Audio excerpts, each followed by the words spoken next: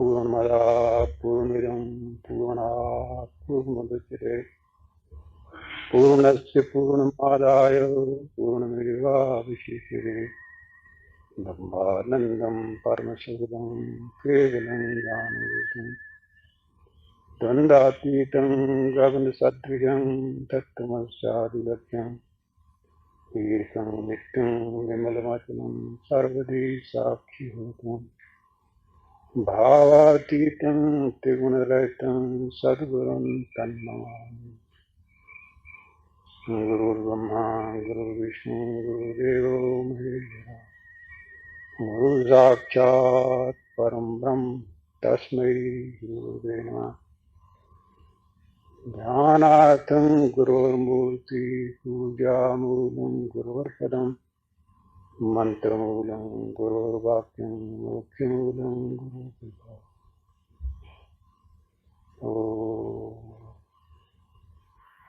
जो चाहते हैं कि हमारे बच्चे नेक निकलें, अच्छे हों, परमार्थिक हों, उनको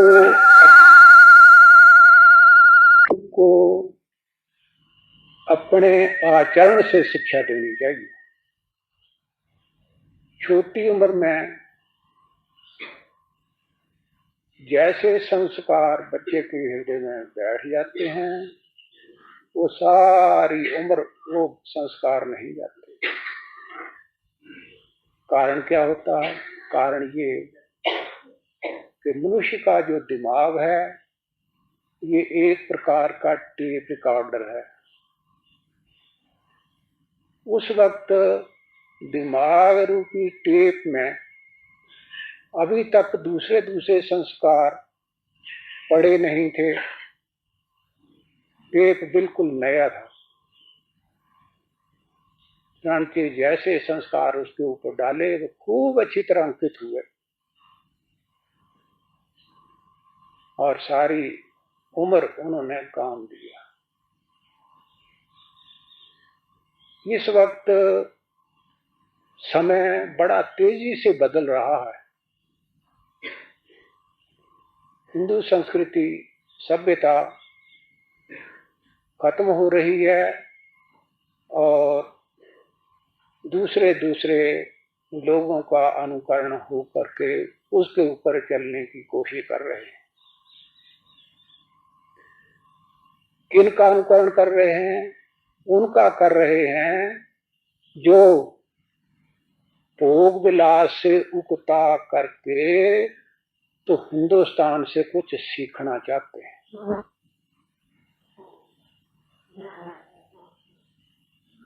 और उनकी जगह हिंदुस्तान के जो बच्चे हैं या आदमी हैं वो ले रहे हैं।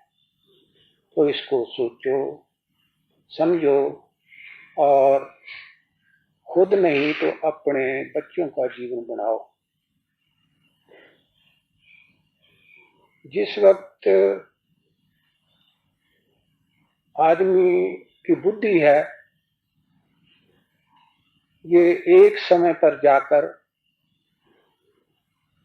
अपना विस्तार करती है और 7-8 साल के बाद ये शुरू हो जाती है।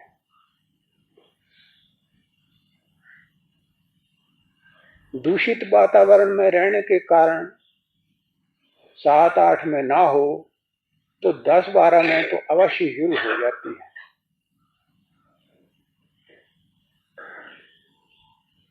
उस वक्त बुद्धि काम करने लग जाती है। अच्छा बुरा, नेक बद, पाप पुण्य इनका बोध होने लग जाता है। तब उस समय से ही इसको सोच विचार इस बात की होनी चाहिए कि मेरा जीवन किस लिए है, मेरा लक्ष्य क्या है। जिस तरह स्कूलों कॉलेजों में लड़के पढ़ते हैं तो मास्टर प्रोफेसर उस लड़के को उसकी विद्या या उसके मन का जो रुख है उसको जानकर उसी किस्म के मजमून लेकर के उसको देते हैं और फिर उसी में वो तरक्की करता है। इसी तरह अपने बच्चे का रुख बदलने के लिए या सही मार्ग पर लाने के लिए उसको सोचने विचारने का मौका देना चाहिए कि मेरी जिंदगी का लक्ष्य क्या है।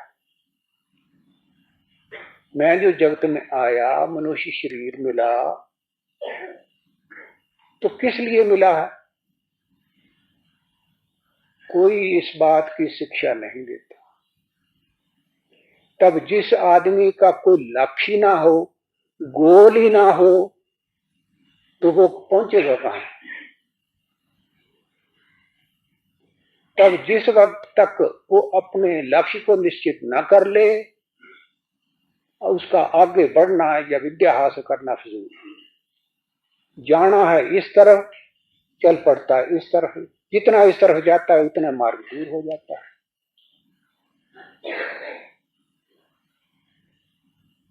तो खैर, वो जो समय था वो आप लोगों के लिए तो निकल गया, पर आज आप लोग इस संगत में आए तो अब सोचो, अब भी कुछ नहीं बिगड़ा। क्या सोचना है कि मेरी जिंदगी का लक्ष्य क्या है। आज तक आप लोगों ने दानिस्ता या नादानिस्ता तौर पर यही ख्याल किया कि विद्या पढ़ना लक्ष्य है, बस विद्या पढ़ी, फिर क्या नौकरी करना, ये हो गया तो सब कुछ हो गया। चलो नौकरी भी मिल गई, फिर क्या, नौकरी मिल गई, रुपया पैसा आ गया, तो अब शादी होनी चाहिए। चलो वो भी हो गई, शादी हो गई तो अब बच्चे होने चाहिए, वो भी हो गए। फिर उनकी परवरिश, उनकी पढ़ाई, फिर उनकी शादी, शादी भी हो गई, फिर उनके बच्चे हैं, तो ये उनकी संभाल करना वो अपना कर्तव्य समझते हैं।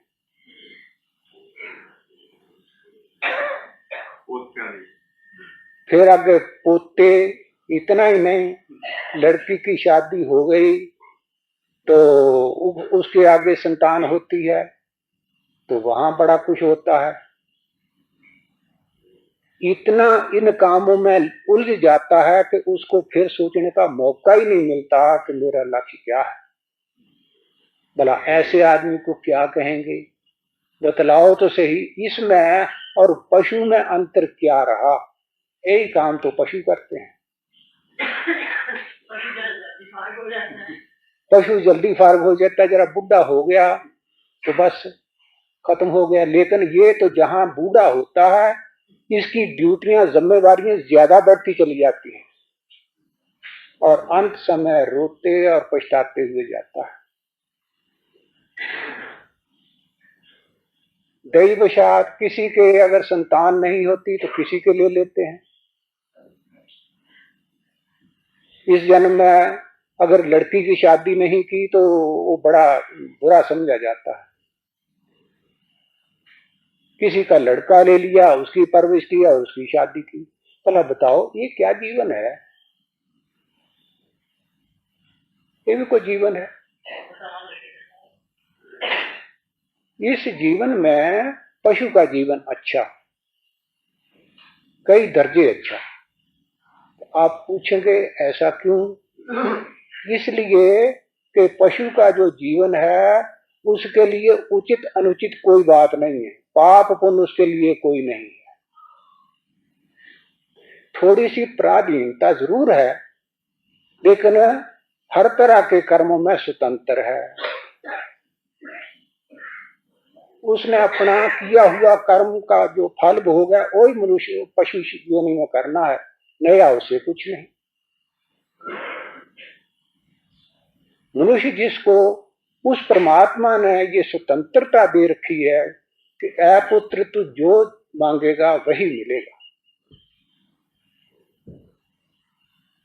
तब इतनी स्वतंत्रता देवताओं तक को भी नहीं है। देवता लोग भी इस स्वतंत्रता के ना होने के कारण वो भी इस चिंता में रहते हैं कि कब यहां से इस लोक से चलकर मनुष्य शरीर में जाएं तो ये स्वतंत्रता मिले और हम आगे तरक्की करें, क्या परमात्मा को पाएं।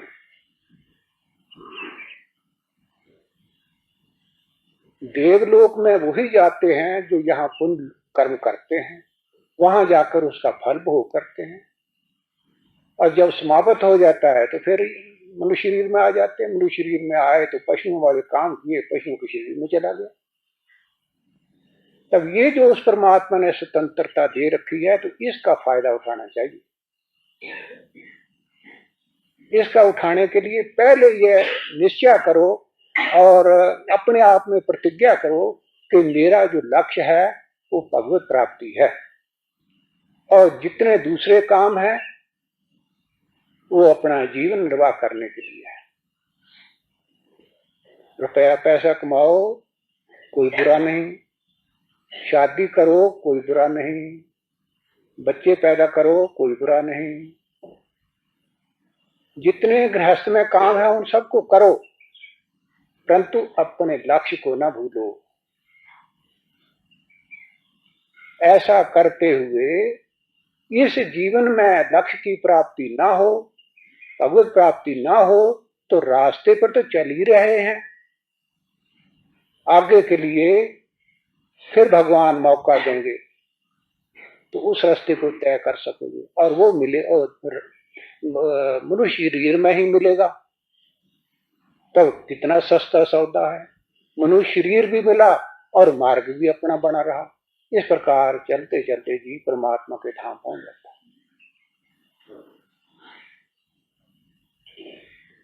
भला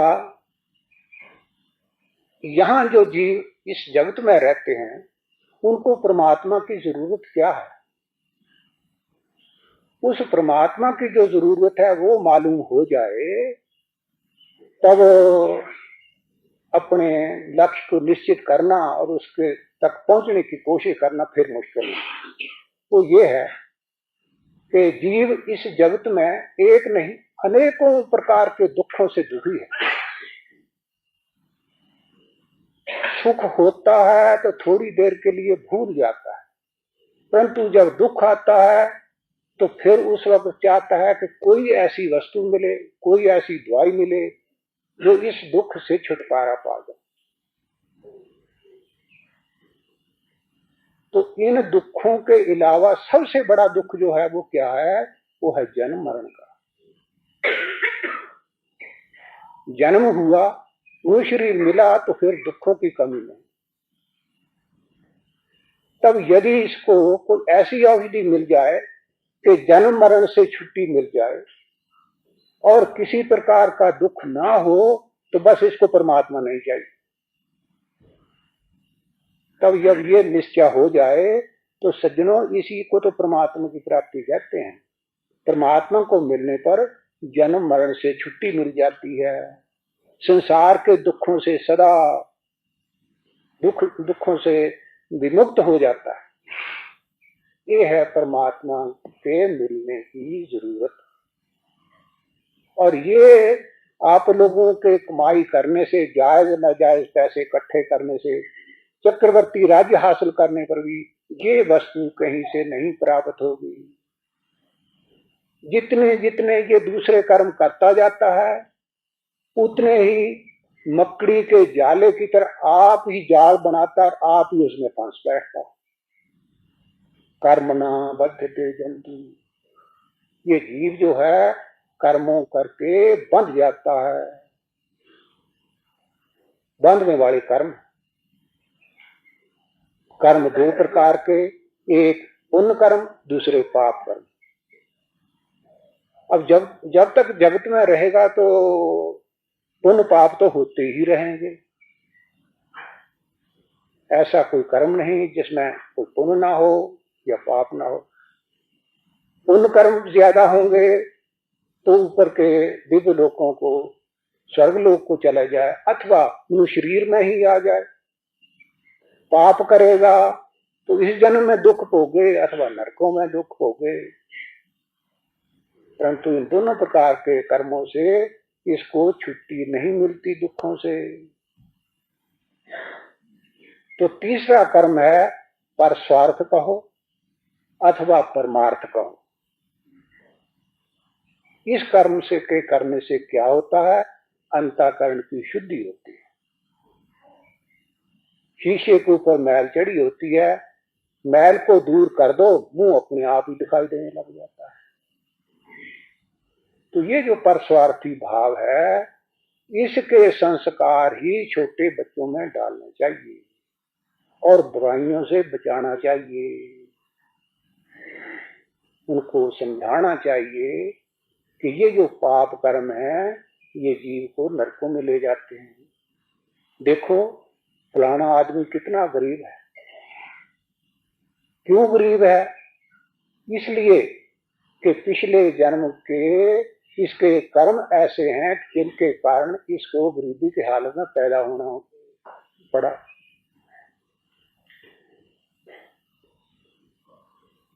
चोरी, ठगी, बेईमानी, जेब तराशी, छल कपट, पराया हक देना, इससे क्या होता है? अगले जन्म में वो गरीब पैदा होता है। गरीब हुआ तो बस दुख ही दुख है। तो इसलिए ऐसा काम नहीं करना चाहिए। इस प्रकार की मिसालें उसके सामने रख करके बुराइयों से का डर दिखा करके तो उसको ठीक सतमार्ग पर लगाना चाहिए। तो ये माता पिता को अपने बच्चों को शुरू से ही इस प्रकार की शिक्षा देनी चाहिए। और आजकल का जो दूषित वातावरण है इससे बचाकर रखने की कोशिश करना चाहिए। जैसी संगत वैसी रंगत। पढ़ाने सिखाने से वैसा रंग नहीं चढ़ता जैसी संगत का रंग चढ़ता है। तो इनसे खूब बचा के रखना चाहिए।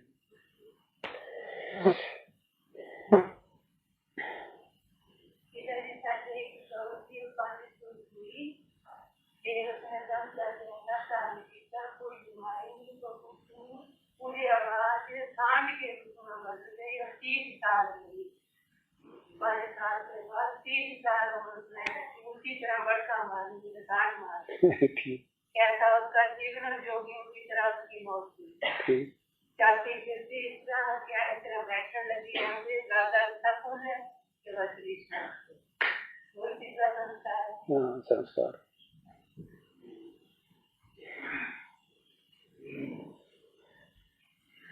आयु बढ़ सकती है और आयु कम भी हो सकती है। जितनी आयु कोई आदमी लेकर के आया है 40 साल, 50 साल, 60 साल की, उसकी उम्र 20-30 में भी खत्म हो सकती है और 60 की बजाय 80-100 की भी हो सकती है। किस बात पर डिपेंड करती है? उसके लिए कुछ नियम है। ब्रह्मचर्य पहली चीज, दूसरे प्राणायाम, तीसरे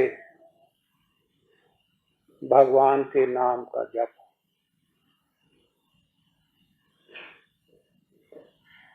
चौथे महापुरुषों की संगत और उनका शुभ आशीर्वाद, उनकी शरण लेकर रहना, पांचवें मात्रा के अंदर रहकर खान पान करना। इन बातों पर अगर आदमी ध्यान रखता है तो अवश्य आयु बढ़ जाती है। और इन बातों में से किसी को भी नजरअंदाज कर जाता है तो आयु कम हो जाती है। ब्रह्मचर्य, वीर्य की रक्षा करना, संभाल कर रखना, ऐसा करने से क्या होगा? प्राण बलवान होगा। छोटी मोटी जो तकलीफें, बीमारियां आती हैं, उनसे बचा रहेगा। एक आदमी के अंदर 80 तोड़े खून हो तो उससे 1 महीने में 2 तोले वीर्य पैदा होता है।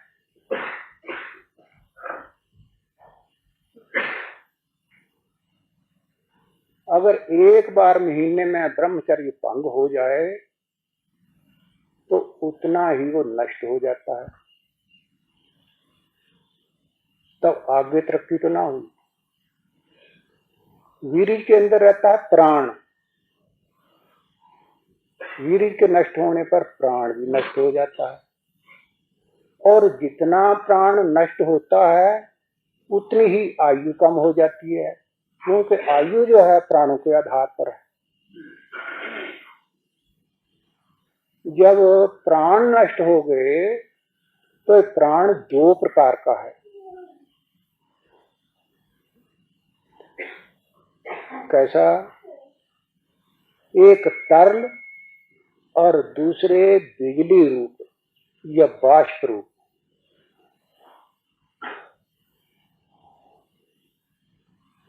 जो तरल पदार्थ है उसको ओज कहते हैं, और जो बाष्प रूप है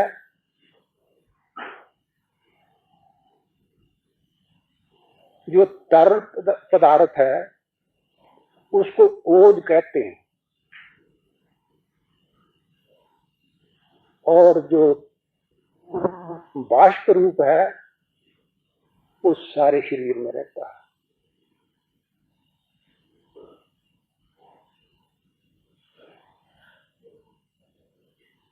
तब जो तरल है उसको ओज कहते हैं, और जो बिजली रूप है उसे तेज कहते हैं। ओज से बुद्धि बनती है, और तेज वो चीज है जो सारे शरीर में व्याप्त है और बिजली का काम करता है। हमारे शरीर के अंदर जितने पुर्जे हैं वो इस बिजली से ही संचालित होते हैं। जब बिजली कमजोर हो जाए तो अंदर की जो मशीनें हैं वो अपना काम करना बंद कर देती है। इस वास्ते क्या होता है, कभी दिल बिगड़ गया, कभी जिगर काम करने से बंद हो गया, कभी मेदा काम नहीं करता, आंतड़ियां काम नहीं करती, तो करें कैसे? जिस बिजली से ये अंग संचालित होते हैं वो ही नहीं रही तो उन्होंने क्या करना? नतीजा क्या होगा? एक नहीं अनेकों बीमारियां उत्पन्न हो जाएंगी। जब बीमारियां शरीर को जर्जरित कर देती हैं तो अपने आप ही जरा ठोकर लगी और शरीर शांत हो गया। तेज ये एक प्रकार का प्रकाश है जो चेतन प्राणी के अंदर जब तक जिंदा रहता है तब तक रहता है। आदमी सोया पड़ा हो और उधर एक मुर्दा पड़ा हो तो दोनों के चेहरे देख करके आप फौरन समझ जाएंगे कि ये प्राणी मरा हुआ है और ये जिंदा है। कौन बतलाता है? उसका चेहरा, उसके ऊपर जो एक रोशनी है वो बतलाती है।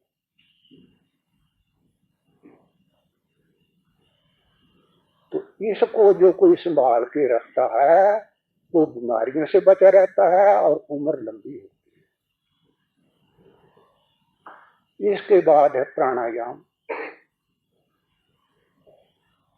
शरीर के अंदर प्राणवायु का कोई भी काम करो तो ये बिजली ही आदमी की जो काम करती है।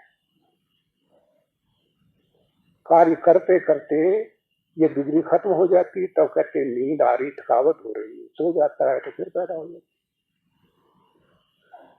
तो वो जो कमी होती रहती है इनसे, वो प्राणायाम से पूरी हो जाती है।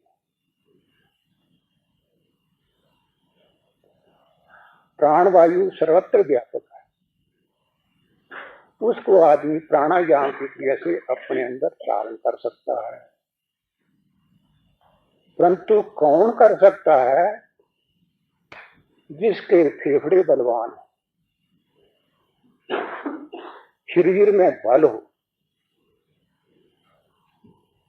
जैसे कि ताकत देने वाली चीज है, लेकिन उसको हजम करने वाले पुर्जे ही अगर आदमी के कमजोर हों तो की बजाय पचन होने के, ताकत देने के, वो शरीर को कमजोर कर देता है।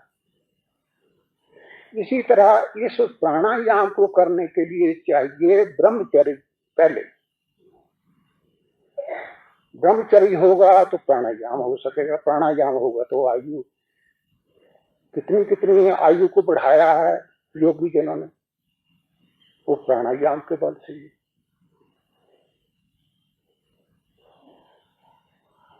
इसके बाद है परमात्मा के नाम का जप। इससे क्या होता है?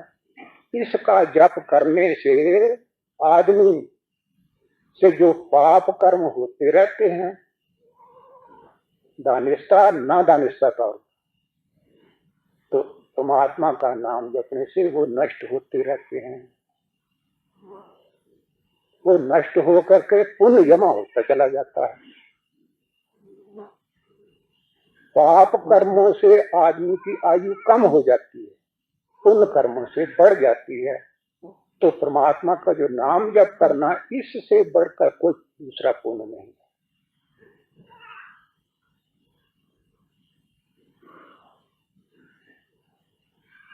इसके बाद है सिद्ध महापुरुषों की शरण लेना।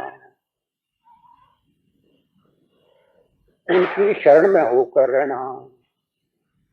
जो आदमी महापुरुषों की शरण में होकर के रहता है, वो एक नहीं अनेकों आफतों से बचा रहता है। उसके लिए 2 दिन पहले आप लोगों को साधु की महत्ता का एक प्रसंग सुनाया था। श्री स्मृत स्वामी रामदास जी के जो एक शिष्य था, उनकी किस प्रकार सहायता की, ये आप लोगों ने सुना ही था, उसको रिपीट करने की जरूरत नहीं। इसके बाद चौथी चीज है सिद्ध है, हाँ पंजवी चीज है, पंजवी है सिद्ध औषधि या रसायन। आयुर्वेद में ऐसे ऐसे रसायन हैं जिनसे शरीर की कायाकल्प होती है, अर्थात असर नव शरीर फिर से जवान हो जाए।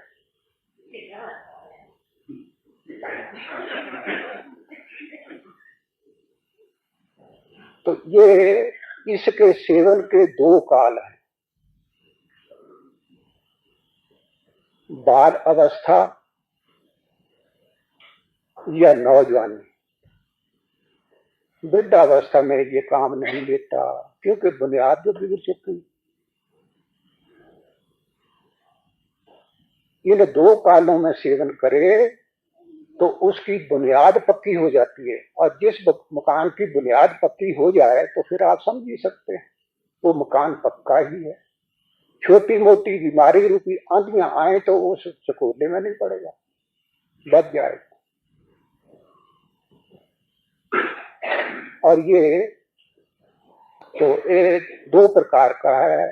एक बात आती है, अर्थात आम चलते फिरते खाते हुए, और दूसरा गुफा प्रवेश करके तो उसको सेवन करना।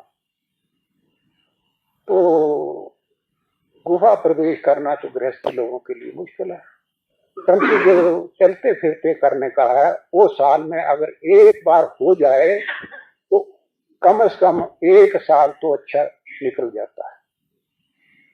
शरीर बढ़ता है, बुनियाद पक्की हो जाती है, बीमारियों से बचा रहता है। 5 हो गए। छठी चीज है हित भुक और हित मित भुक, अर्थात वही चीज सेवन करना जो अपने लिए हितकारक हो। जीव के स्वाद की खातर अच्छे अच्छे पदार्थ खाने को मिले, परंतु शरीर उनको बर्दाश्त न करता, वो कभी न खाए।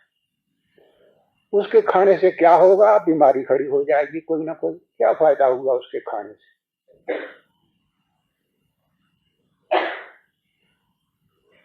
तो दूसरे उतनी ही खाए जितनी शरीर को जरूरत हो। जरूरत से ज्यादा खाएगा तो वही अमृत भी होगा तो नुकसान कर जाएगा। इन 6 बातों के ऊपर अगर आदमी ध्यान करता है अवश्य ही आयु बढ़ जाती है। श्री स्वामी चांगदेव जी महाराज 1400 साल जिंदा रहे थे।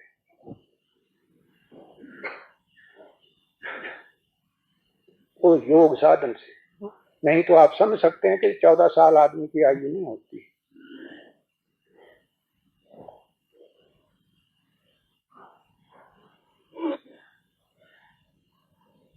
तब इन बातों के ऊपर अमल करने से आयु बढ़ जाती है और इनको नजरअंदाज करने से आदमी की आयु कम हो जाती है।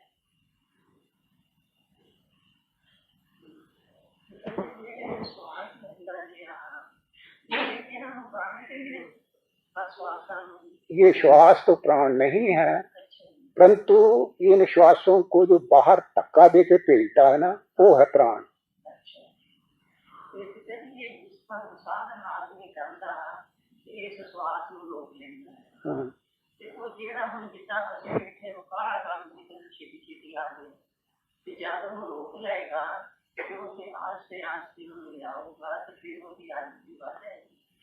ऐसा नहीं, प्राणायाम की एक युक्ति है, उस विधि से करने से प्राण श्वासों को रोका नहीं जाता। श्वासों को रोकने से अनेक बीमारियां खड़ी हो जाती है।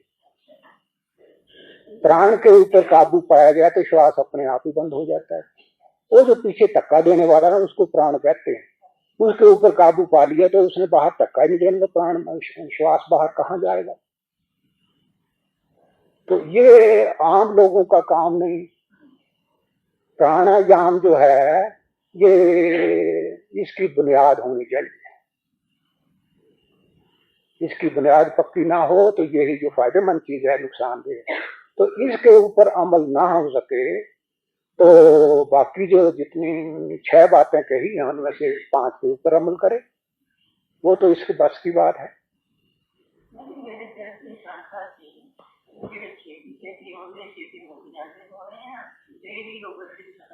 हाँ, ऐसा भी होता है। श्वासों के ऊपर ही निर्भर करता है। तो शरीर जब निर्बल हो जाता है तो श्वास तेजी के साथ आता है, उतने आयु कम हो जाती है।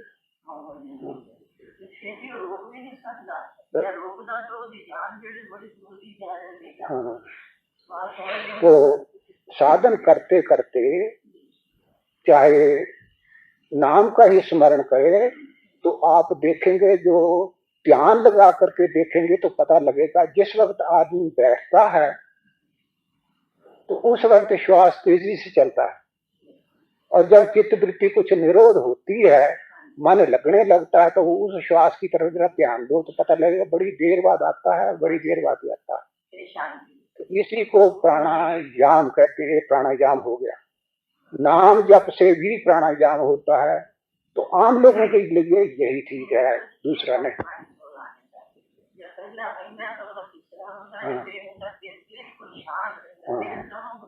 हाँ, तो यही प्राणायाम है साधकों के लिए। कई आदमी ऐसा विचार करते हैं कि जितने कोई आयु लेकर के आया है तो उतनी तो फिर इसको भोगनी ही पड़ती है। तो ऐसा नहीं है, आयु कम भी हो जाती है।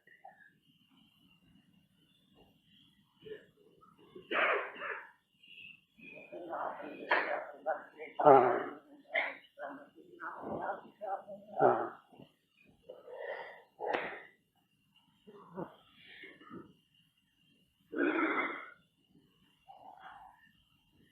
शरीर छोड़ने के बाद जीवात्मा की 3 गतियां होती है।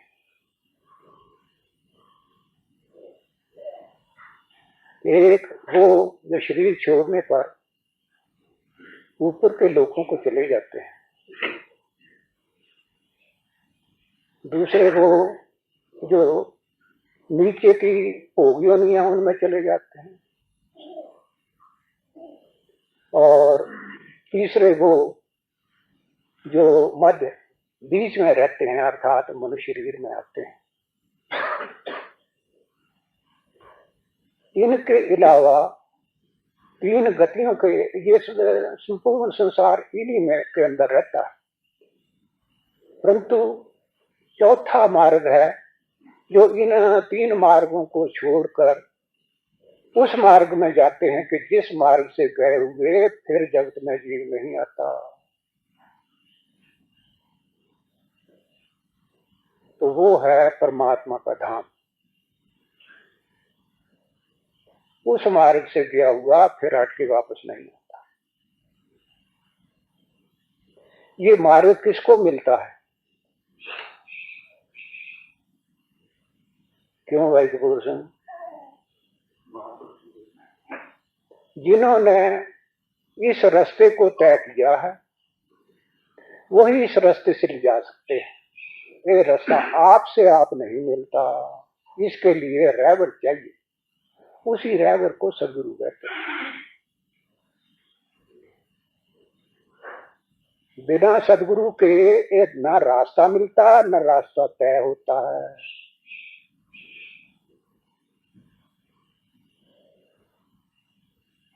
तब इसके लिए वही महात्मा ठीक हैं जिन्होंने इस मार्ग पर चलकर उस वस्तु को पा लिया। आम प्रथा क्या है? आम प्रथा ये है कि जहां किसी के माता पिता ने या बुजुर्ग कहीं जाते आते हैं तो वहां से उनको भी वहां ही लगा देते हैं। तो कुछ दिन पहले भी कहा था कि ये जो काम है ये उन गद्दी मशीन गुरुओं से काम नहीं चलेगा। जैसा होशियारपुर और कांगड़े के जिले में आम रिवाज है, तो उससे काम नहीं चलता। ये बात जानते हुए भी कि कुएं में पानी नहीं है और फिर अगर उसमें आदमी कड़ा बहा देगा तो अवश्य फूटेगा, पानी तो उसमें है ही नहीं। इसी तरह आदमी का जीवन जो है वो व्यर्थ निरर्थक चला जाता है। तो पहले आम माता पिता भी बच्चों को ये शिक्षा देते हैं, बच्चे निगरो नहीं रहना,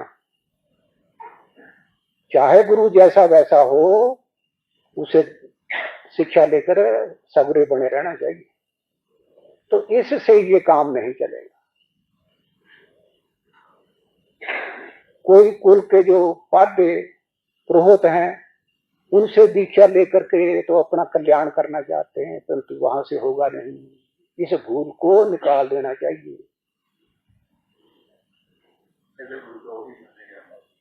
हाँ, पहले तो उसी को मानते हैं, परंतु जब विवेक काम करने लगे तो फिर उसको अपना रुख बदल देना चाहिए।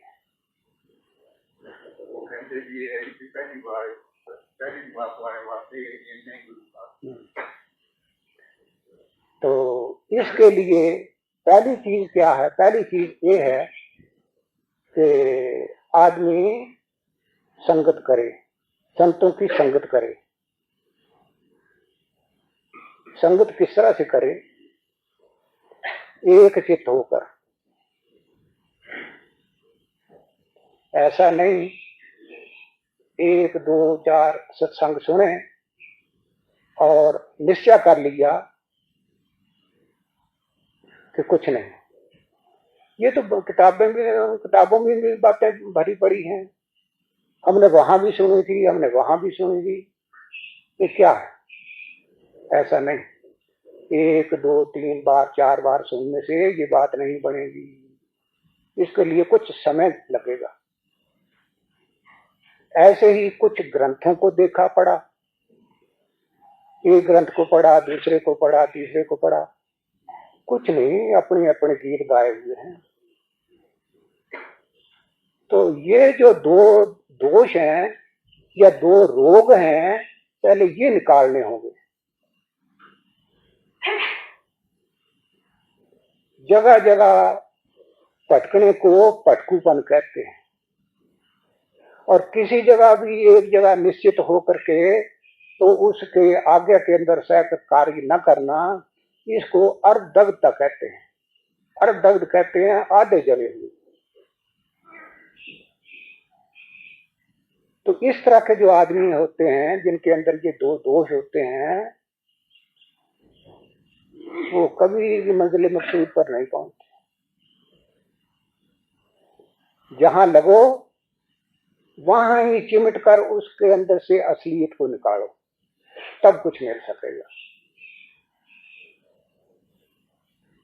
दूसरे जब उनके पास जाओ तब अपनी विद्या बुद्धि इसको घर रख के जाना चाहिए। अगर ये साथ होंगी तब पल्ले कुछ नहीं पड़ेगा।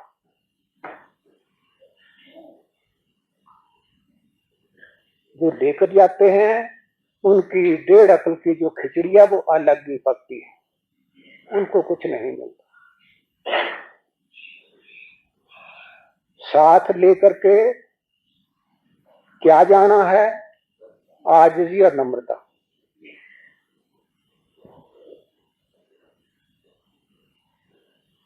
आम है, सेब है, इनको जब फल लगता है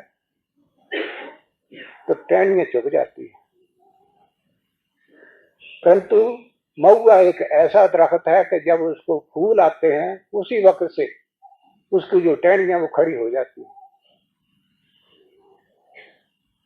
तो इस प्रकृति के जो आदमी होते हैं वो किसी भी संगत में जाए कुछ लेकर के नहीं आते, कुछ ना कोई दोष ही लेकर के आते हैं। चुनांचे जाओ तो उनके पास आजिज़ी और नम्रता लेकर के जाओ, फिर बहुत कुछ मिलेगा।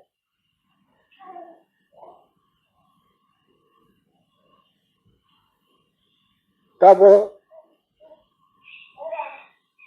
दवाई जब खाने लगो, महापुरुषों की आज्ञा अनुसार चलने लगो, तब उसके लिए कुछ पथ का भी ध्यान रखना पड़ता है। पथ क्या है? जिनसे परमार्थ पथ में सहायता मिलती है। पहली बात, कम बोलो, साधन में लगे रहो, कम बोलो। ज्यादा बोलने से हानि क्या होती है? लाउड स्पीकर के अंदर से आवाज आती है, आवाज कहीं कोई करने वाला कर रहा है, आ रही कहीं से, तो कौन ले जाता है लाउड स्पीकर के पास? जो वो आवाज बाहर निकालता है उसको बिजली ले जाती है। बिजली कहां से आई? बैटरी में से। तब जितनी देर तक लाउड स्पीकर बात करता रहेगा उतनी देर उस बैटरी की बिजली खत्म हो जाएगी, कम हो जाएगी। जब ज्यादा इस्तेमाल करेंगे तो जितनी बैटरी पड़ी थी सारी खत्म हो जाएगी। इसी तरह साधन करने से क्या होता है, हर एक आदमी के अंदर बिजली पैदा होती है। तब जब वो बोलता है, ज्यादा बोलने में लगा रहता है, तो बिजली उतनी खत्म होती रहती है। तो साधन से फायदा क्या हुआ? इस वास्ते कम बोलो और कम सुनो। ज्यादा सुनने के जो आदी होते हैं और खास करके दूसरों की निंदा चुगली हो उसको खूब दिल लगाकर सुनते हैं, तो उससे क्या होता है, उसका वो जो फोटो है वो अपने अंदर आ जाते हैं, अंतःकरण मैला होने लगता है।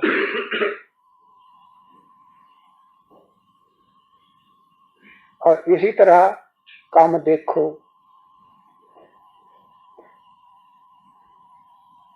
आंखों के रास्ते भी आदमी की बिजली बाहर जाती है।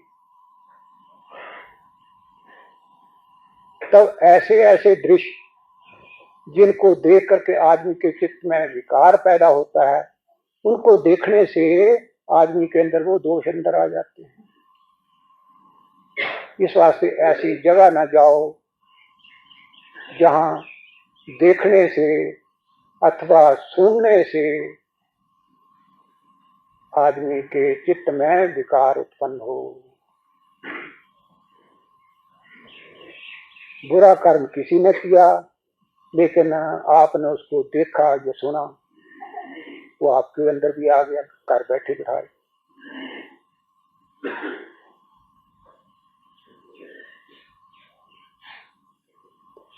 तीसरी बात, जहां तक हो सके कम खाओ।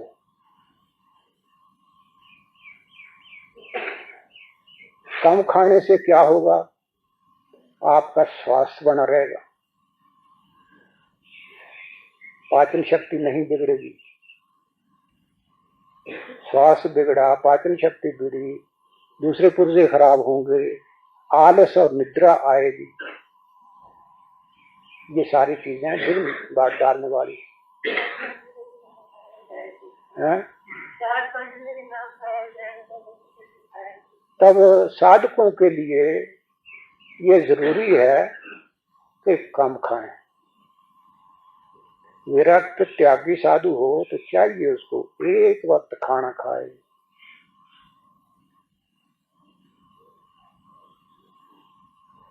ज्यादा हो तो 2 वक्त खाए, पर थोड़ा खाए।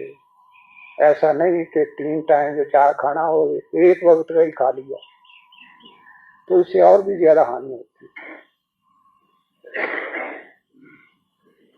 ज्यादा खाने से आयु कम होती है, कम खाने से आयु बढ़ती है।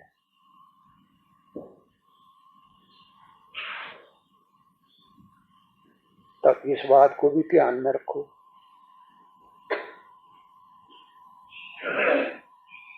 अगली चीज है गम खाना।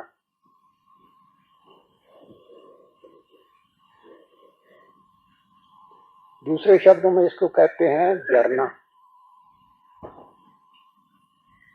किसी ने कुछ कहा तो बस कपड़ों से बाहर हो गए, बर्दाश्त न कर सके। जब तक एक का जवाब 2 या 3 में नहीं दिया, तब तक शांति नहीं आती। और परमार्थ पथ में चलना है तो इस मार्ग पर चाहिए आजिज़ी और नम्रता। तो वो तो ना आई, उल्टा और दोष बढ़ाया। तो ये जो बातें हैं परमार्थी को, इनके ऊपर विशेष ध्यान देना चाहिए। ध्यान देगा तो साधन फलीभूत होगा, और नहीं करेगा तो सारी मेहनत जो है वो व्यर्थ चली जाएगी। डॉक्टर की कितनी अच्छी दवाई क्यों ना हो, लेकिन अगर पथ्य पालन न किया जाए तो रोग में बढ़ना तो क्या है, घटना तो क्या है, बढ़ेगा। तो ये जो बातें कही हैं, मैं उनके लिए जो सत्संगी हैं और जो दूसरे हैं वो भी इसके ऊपर ध्यान दें तो उनको फायदा पहुंचेगा।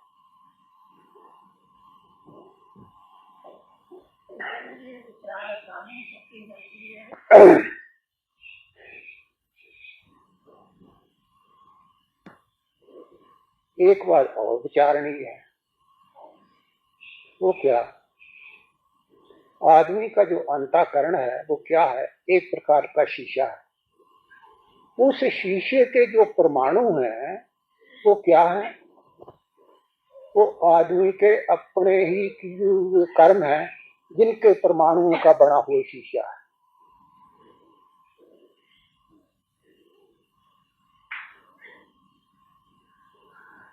तब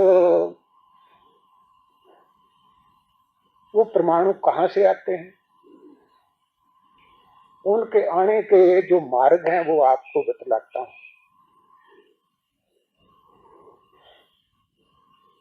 पहली चीज है आहार। जैसा आहार खाता है उसी किस्म खाता है, उसका बनता है रस, रस का बनता है रक्त, फिर मांस, मेद, अस्थि, मज्जा, फिर वीर्य, फिर उससे ओज, ओज से तेज और उससे बनता प्राण। ओज तेज प्राणों में ही है।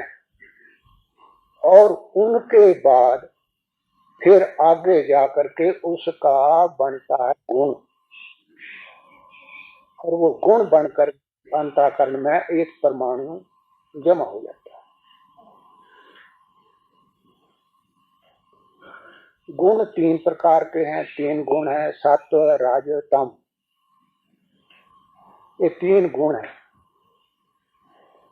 सतोगुण बिल्कुल सच साफ है, जिस तरह शीशा साफ होता है मुंह देखने। रजोगुण लाल रंग है, तमोगुण काला है। तब जब किसी आदमी का आहार तमोगुणी होगा तो उस तमोगुणी खाने से काले रंग के परमाणु जाकर के उस शीशे में पड़ जाएंगे। रजोगुणी खाना होगा तो लाल रंग के परमाणु बन करके उस शीशे में जमा होते जाएंगे। और सतोगुणी खाना पीना होगा तो उससे सफेद रंग के परमाणु जमा होंगे, सफेद रंग बढ़ जाएगा।